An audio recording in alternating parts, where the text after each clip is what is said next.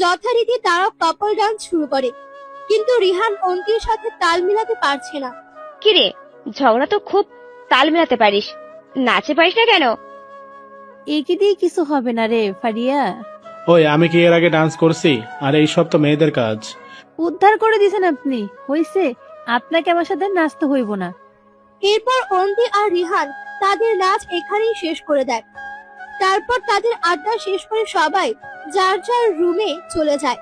উদয়ের আজ কেন জানি ঘুম আসছে না, কেমন জানি মাথাটা ভার ভার লাগছে আর একটু অস্থির লাগছে। কিছুক্ষণ পর উর্মি ফোন দিল। ব্যাপার, এখনো ঘুমাওনি যে? এমনি ঘুম আসছে না। আমার কেন যেন মনে হচ্ছে তোমার শরীর খারাপ। এই, তুমি ঠিক আছো তো? আরে তেমন কিছু না, মাথাটা একটু ভার ভার লাগছে। আমি আসবো, এসে তোমার মাথাটা আমার কোলে রেখে হাত বুলিয়ে দিব? তুমি কি পাগল? এত রাতে আমার রুমে আসবে? আসলেই বা কি, আমি তো কিছুদিন পর তোমার বউ হতে চলেছি। হইছে, আগে বিয়ে হোক তারপর। এই শোনো, অনেক রাত হয়েছে, ঘুমাও। কালকে তো বিয়ে, অনেক কাজ আছে। আর তুমি? আমিও ঘুমাবো। আচ্ছা ঠিক আছে, গুড নাইট। Good night. এরপর তারা কথা বলা শেষ করে ঘুমিয়ে যায়, কিন্তু উদয়ের ঘুম আসছে না। মনে হচ্ছে মাথার যন্ত্রণাটা বেরিয়ে চলেছে। সে ভাবছে হয়তো সারাদিন অনেক কাজ করার জন্য এমনটা হয়েছে, তাই সে মাথা ব্যথার একটা ওষুধ খেয়ে নিল। একটু পর তার মাথার যন্ত্রণা কমে গেল আর উদয়ও ঘুমিয়ে গেল। উদয় ঘুমের মাঝে একটা কেমন যেন স্বপ্ন দেখতে পেল। স্বপ্নটা ছিল, ঘুমের মাঝে উদয় একটা স্বপ্ন দেখলো। সে একটা বনের মাঝখানে দাঁড়িয়ে আছে, তার চারদিকে ঘন কুয়াশায় ঘেরা। এর মাঝে একটা মেয়ে কণ্ঠে খুব মিষ্টি স্বরে মন খারাপ করে দূর থেকে ডাক দিচ্ছে। উদয়, এই উদয়। উদয় বুঝে যায় এটা তার উর্মির ডাক। সে চারদিকে উর্মিকে খুঁজতে থাকে। উর্মি, উর্মি কোথায় তুমি? তোমাকে দেখতে পাচ্ছি না কেন? আমিও তোমাকে খুঁজে পাচ্ছি না, কোথায় তুমি? এই উদয়, আমার এখানে খুব ভয় করছে। আমি আসছি উর্মি, আমি আসছি। এই বলে উদয় দৌড়ে উর্মির ডাক লক্ষ্য করে তার দিকে ছুটে যেতে চায়, কিন্তু উর্মিকে কোথাও খুঁজে পাচ্ছে না। অনেকক্ষণ পর দূরে একটা আবছা কিছু দেখতে পারে উদয়। একটা মেয়ের আকৃতির কিছু একটা উদয়ের দিকে হাত বাড়িয়ে দিয়ে যাচ্ছে আর বলছে, উদয় প্লিজ, আমাকে একা ছেড়ে যেও না, তোমার হাতটা আমাকে শক্ত করে ধরতে দাও উদয়। আমি আসছি উর্মি, আমি তোমাকে ছেড়ে কোথাও যাব না, আর তোমাকেও যেতে দিব না। যেই না উদয় উর্মির কাছে যাবে, তখনই ঘন কুয়াশার মাঝে উর্মি মিলিয়ে যায়। উদয় ঘুমের মধ্যে উর্মি বলে চিৎকার করে ওঠে। তার সম্পূর্ণ শরীর একদম ঘামে ভিজে গেছে, গলাটাও একদম শুকিয়ে গেছে। তাই সে বিছানা থেকে নেমে ঢক ঢক করে পানি খেয়ে নিল। সে ভাবলো এটা তাহলে তার স্বপ্ন ছিল, কিন্তু আমি কেন এমন স্বপ্ন দেখলাম? তাই সে ভেবে নিল উর্মিকে ফোন দেবে। মোবাইলের দিকে তাকিয়ে দেখে রাত 2:45। হয়তো উর্মি ঘুমিয়ে আছে, কিন্তু উদয়ের মন তো আর মানছে না। তাই সে উর্মিকে ফোন দিল, কিন্তু উর্মি ফোন রিসিভ করলো না। উদয়ের চিন্তা আরো বেড়ে গেল। সে আবার উর্মিকে ফোন দিল। এবার উর্মি ফোন রিসিভ করে ঘুম ঘুম চোখ নিয়ে বলল, কি হলো, এত রাতে ফোন দিলে যে? তোমার ভয়েসটা শোনার খুব ইচ্ছে হচ্ছিল, তাই। তুমি কি ঘুমাওনি? ঘুমিয়েছিলাম, কিন্তু ঘুমটা ভেঙে গেল, আর তোমার ভয়েসটা শোনার জন্য মনটা ছটফট করতেছিল। পাগল একটা। সেইটা জানি না, কিন্তু তোমাকে ভালোবাসি এইটাই জানি। আমি তো জানি সেইটা, আর আমিও তো আমার এই পাগলটাকে ভীষণ ভালোবাসি। তোমার ভয়েসটা শুনে নিলাম, এখন খুব শান্তি লাগছে। এখন ঘুমিয়ে পড়ো। আর তুমিও। আচ্ছা, good night, love you. I love you too. এরপর উদয় ফোন কেটে দিল। যাক, এখন কিছুটা হালকা লাগতেছে তাকে, কিন্তু মনের মধ্যে একটা চিন্তা এখনো ঘুরপাক খাচ্ছে। কেন দেখলো সে এমন স্বপ্ন? ভাবতে ভাবতে উদয়ের চোখে ঘুম চলে আসে। সে ঘুমিয়ে পড়ে।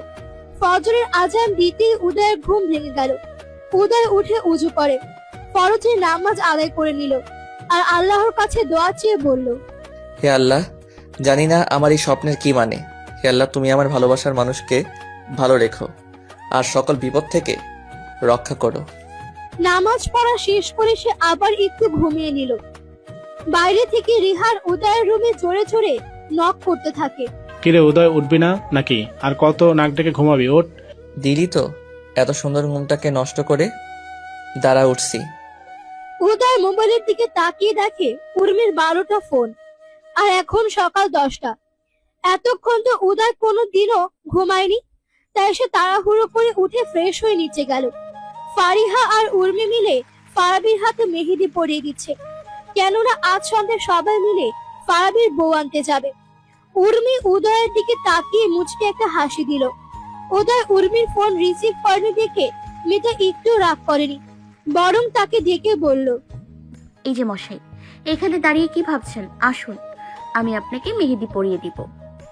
আয়, আমার তো আর হবু বউয়ের হাতে মেহেদি পরার সৌভাগ্য হলো না, তুই পরে নে, তোকে দেখে চোখটা জুড়াই। আচ্ছা আসছি।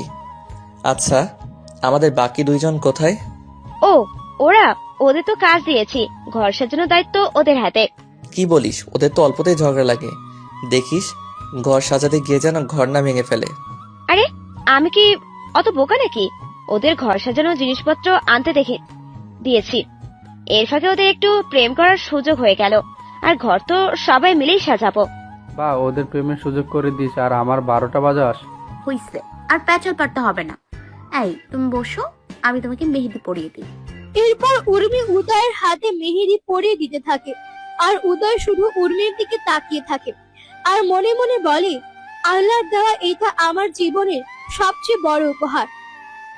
সবার সামনে উদয় উর্মির গালে একটি হাত দিয়ে আলতো করে ছুঁয়ে দিল। এই, কি করছো? তোমাকে দেখছি। কেন, এর আগে দেখোনি নাকি? তোমাকে দেখার ইচ্ছা যে কখনো ফুরাবার নয়, ইচ্ছে করে সারা জীবন এইভাবে আমার সামনে বসিয়ে তোমার চোখের দিকে তাকিয়ে থাকি, আর হারিয়ে যাই ভালোবাসার অতল গভীরে। উদয়ের এইসব কথা শুনে ফারিহা আর ফারাবি হা করে তাকিয়ে আছে। কিরে উদয়, তুই ঠিক আছিস তো, নাকি আমরা স্বপ্ন দেখছি? এই আমাকে একটা চিমটি দে তো।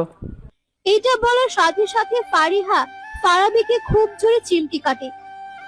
ওই হারামি, তোকে এত জোরে চিমটি দিতে বলেছি? যাই হোক, এই উদয়, তুই এত রোমান্টিক হলে কবে থেকে রে?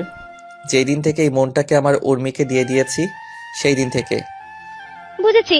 ফারাবি, চল, এখান থেকে আর আমাদের লাভ নেই, আমরা বরং অন্য জায়গায় যাই। ঠিক বলছিস, চল। আচ্ছা, তোরা তাইলে প্রেম আলাপ কর। এরপর তারা ওখান থেকে উঠে চলে যায়। এইদিকে উর্মি মেহেদি পরিয়ে দেওয়া বাদ দিয়ে দুজন দুজনের দিকে তাকিয়ে আছে। মনে হচ্ছে তাদের দুজনের মাঝে কোনো রোমান্টিক গানের সুর বেজে চলেছে। অমন করে কি দেখো? তোমাকে। এই, তোমার কি হয়েছে বলো তো? প্রেম রোগে ধরেছে আমাকে। এই শোনো না, বলো। আম্মু বলেছে খুব তাড়াতাড়ি যেন তোমার বাসা থেকে বিয়ের প্রস্তাব নিয়ে আসে। মনে হচ্ছে বিয়ের জন্য আর তর্স হইছে না। দেখো, একদম ভালো হবে না কিন্তু। এই কথা বলে লজ্জা পেয়ে উর্মি সেখান থেকে চলে যায়, আর উদয় তার দিকে তাকিয়ে হাসতে থাকে।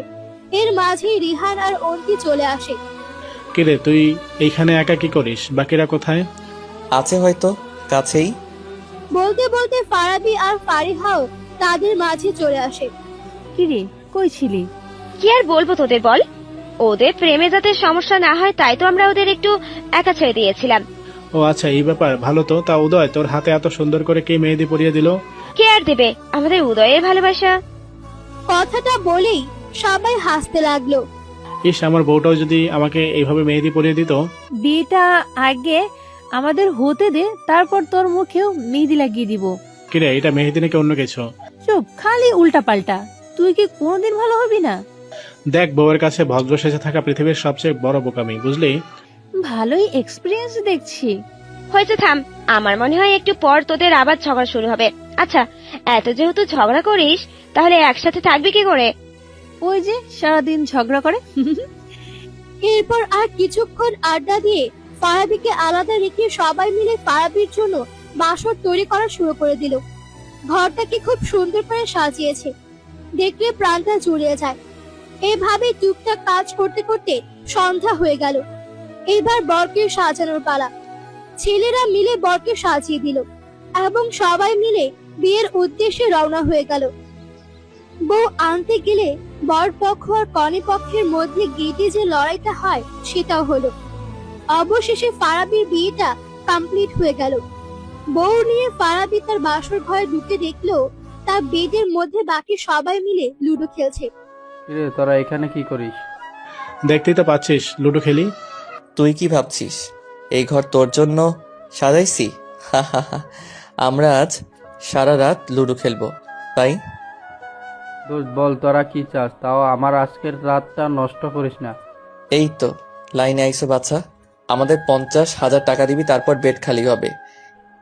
দোস্ত আমার কাছে এখন 500 টাকা আছে, এটা নিয়ে বাকিটা কাল দেব। কি আজকে ভাবি তোর সাথে না থাকলে তোরে যে কি কেলানটা কেলাইতাম। টাকা না দিলে আমরা এখান থেকে উঠবো না। ঠিক আছে, মনে রাখিস আমারও সময় আসবে, সবকিছু শোধ নিব। এই নে টাকা। আচ্ছা নিস, এখন সবাই চল, আমরা টাকা পেয়ে গেছি, ব্যাচেলারদের আর কষ্ট দেওয়া ঠিক হবে না।